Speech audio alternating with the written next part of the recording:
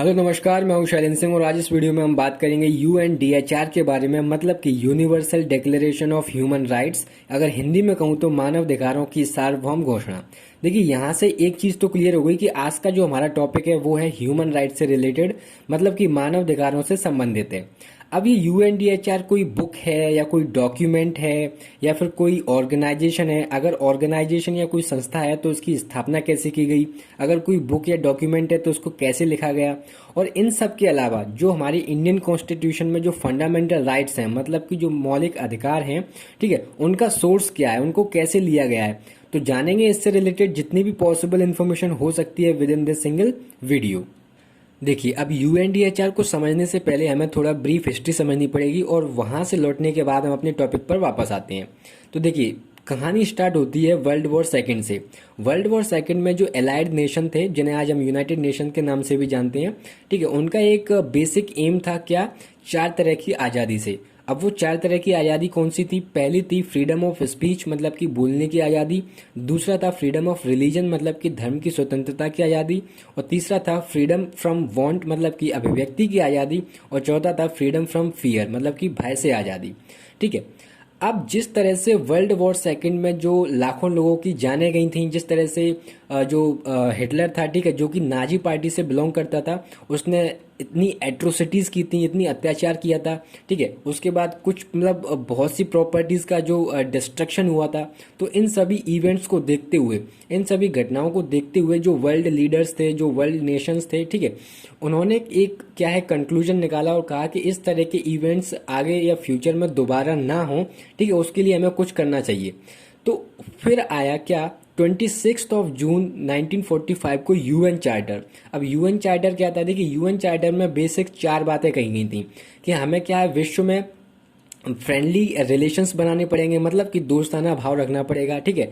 विश्व में हमें शांति बनाए रखनी पड़ेगी, ठीक है। और जो बेसिक जो ह्यूमन राइट्स होते हैं हर एक इंडिविजुअल पर्सन के, ठीक है, जो इक्वालिटी की बात करी गई है, ठीक है, वो ये जो सारी बातें थी वो कहाँ पर की गई थी? यूएन चार्टर में बात की गई थी। और फाइनली 24 अक्टूबर 1945 को यूनाइटेड नेशन की स्थापना की जाती है। उम्मीद करता हूँ यहाँ तक आपको चीज़ें समझ में आ गई होंगी। अब देखिए, यूनाइटेड नेशन की स्थापना हो चुकी है। अब देखिए, एक बात और बता दूं, जब यूएन चार्टर को साइन किया जा रहा था 26 जून 1945 को, उस समय केवल 50 देशों ने मिलकर ही साइन किया था, ठीक है।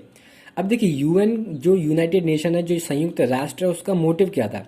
जैसे कि वर्ल्ड पीस को मेंटेन करना, जो इंटरनेशनल रिलेशंस हैं उनको फ्रेंडली बनाना, ठीक है, और जो ह्यूमन राइट्स से रिलेटेड जो इश्यूज हैं, जैसे कि कल्चरल, सोशल, पॉलिटिकल, इकोनॉमिक, ठीक है, जितने भी इश्यूज हैं उनको देखना और उनका सपोर्ट करना, प्रमोट करना, ठीक है। अब जो ह्यूमंस के बारे में, यहाँ पर जो ह्यूमंस के बारे में जो राइट्स की बात की गई थी, जो अधिकारों की बात की गई थी, वो प्रॉपर तरीके से यहाँ पर डिफाइन नहीं किया गया था। कहाँ पर? यूनाइटेड नेशन के चार्टर में। तो जो वर्ल्ड लीडर्स थे उस समय, जो यूनाइटेड नेशन के जो मेंबर थे, उन्होंने सोचा कि इसके लिए एक प्रॉपर अलग से डॉक्यूमेंट होना चाहिए, ठीक है। तो लगभग 1 साल बाद, मतलब कि 26 जून 1946 में, मतलब कि 26 जून 1946 में एक बॉडी बनाई गई, एक ऑर्गन बनाया गया यूनाइटेड नेशन के अंडर, जिसका नाम था इकोनॉमिक एंड सोशल काउंसिल, ठीक है। आपको सिंपल यहाँ पर यह बताना है कि इसके हेडक्वार्टर्स कहाँ पे मिलेंगे। देखिए, अब ये जो बॉडी है, इस बॉडी का काम है बेसिक ह्यूमन राइट्स को प्रमोट करना ऑल ओवर द वर्ल्ड, ठीक है। अब ये जो बॉडी है, इस बॉडी ने एक कमीशन की स्थापना की, उसका नाम था कमीशन ऑन ह्यूमन राइट्स। और इस कमीशन को एक टास्क दिया गया बिल बनाने का, और उस बिल का नाम था इंटरनेशनल बिल ऑफ राइट्स। और आगे चलकर इसी बिल को universal declaration of human right के नाम से जाना गया, ठीक है। अब देखिए, फरवरी 1947 में एक ड्राफ्टिंग कमेटी बनाई गई इसी कमीशन के द्वारा, और उस ड्राफ्टिंग कमेटी का नाम था universal declaration of human rights drafting committee, ठीक है, जिसका हेड बनाया गया एलेनर रूजवेल्ट को, जो कि जो US president Franklin D Roosevelt थे, उनकी वाइफ होने के साथ साथ एक पॉलिटिकल फिगर और डिप्लोमेट भी थी, ठीक है। इनसे कहा गया कि आप एक बढ़िया सा ड्राफ्ट तैयार कीजिए जिसमें जितनी भी बेसिक ह्यूमन राइट्स हो सकते हैं, ठीक है, उनके बारे में आप लिखिए। तो उम्मीद करता हूँ यहाँ तक आपको सारी चीजें समझ में आ रही होंगी। देखिए, अब जो ये ड्राफ्टिंग कमेटी थी, इसने अपनी रिपोर्ट सबमिट की कहाँ पर? कमीशन ऑन ह्यूमन राइट्स में। कब की थी? 21 मई 1948 को, ठीक है। और इस कमीशन ने ये रिपोर्ट कहाँ पर सबमिट की? इकोनॉमिक एंड सोशल काउंसिल में, मतलब कि आर्थिक और सामाजिक परिषद में। कब की थी? जुलाई और अगस्त के समथिंग। और 26 अगस्त 1948 को ये रिपोर्ट या फिर ये डॉक्यूमेंट कहाँ पर सबमिट किया गया, यूनाइटेड नेशन जनरल असेंबली में, मतलब कि संयुक्त राष्ट्र महासभा के अंदर। और तब जाकर फाइनली पेरिस के अंदर 10 दिसंबर 1948 को इस रिपोर्ट को या फिर मैं कहूँ इस डॉक्यूमेंट को अडॉप्ट किया गया, ठीक है। और जिसे आज हम किस नाम से जानते हैं, universal declaration of human rights, ठीक है। तो उम्मीद करता हूँ यहाँ तक सारी चीज़ें आपको समझ में आ रही होंगी। अब लौट कर आते हैं अपने टॉपिक पर कि यूएनडीएचआर क्या है। हाँ देखिए, एक बात और, चूंकि इस रिपोर्ट को, इस डॉक्यूमेंट को 10 दिसंबर को अडॉप्ट किया गया था, इसीलिए हम हर साल सेलिब्रेट करते हैं 10 दिसंबर को ह्यूमन राइट्स डे। अब देखिए, यहाँ से आपको एक बात तो क्लियर हो गई होगी कि ये जो यूएनडीएचआर है, ये क्या है, कोई ऑर्गेनाइजेशन नहीं, ये एक प्रकार का क्या है, घोषणा पत्र है, एक मिनी डॉक्यूमेंट है। और इस डॉक्यूमेंट में क्या है, जो बेसिक ह्यूमन राइट्स हैं उसके बारे में लिखा गया है, ठीक है।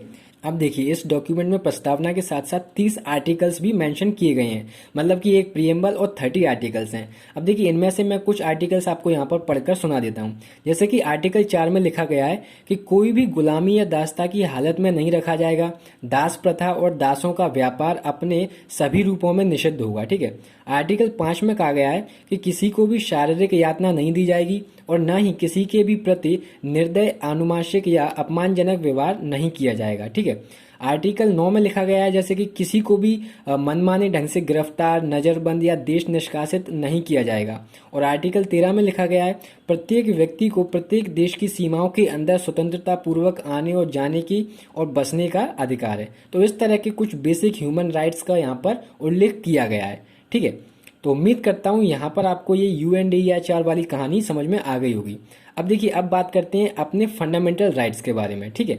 अब देखिए, अब अगर बात करें अपने फंडामेंटल राइट्स की, मतलब कि मौलिक अधिकारों की, तो अपने भारत के संविधान में 6 प्रकार के मौलिक अधिकारों का उल्लेख किया गया है, ठीक है। जिसमें से पहला है द राइट टू इक्वालिटी, मतलब कि समानता का अधिकार। और दूसरा है द राइट टू फ्रीडम, मतलब कि आज़ादी के अधिकार। और तीसरा है द राइट अगेंस्ट एक्सप्लॉयटेशन, मतलब कि शोषण के विरुद्ध अधिकार। और चौथा है the right to freedom of religion, मतलब कि धर्म की स्वतंत्रता का अधिकार। और पांचवा है कल्चरल एंड एजुकेशनल राइट्स, मतलब कि सांस्कृतिक और शैक्षणिक का अधिकार, शिक्षा का अधिकार, ठीक है। और छठवा है the right to constitutional remedies, मतलब कि संवैधानिक उपचार का अधिकार, ठीक है, जो कि आपको आर्टिकल 32 में देखने के लिए मिलेगा। तो ये था आज का अपना टॉपिक। उम्मीद करता हूँ ये वीडियो आपको थोड़ा इन्फॉर्मेटिव लगा होगा, ठीक है। मिलेंगे अगले ही ऐसे इन्फॉर्मेटिव वीडियो में, तब तक के लिए धन्यवाद।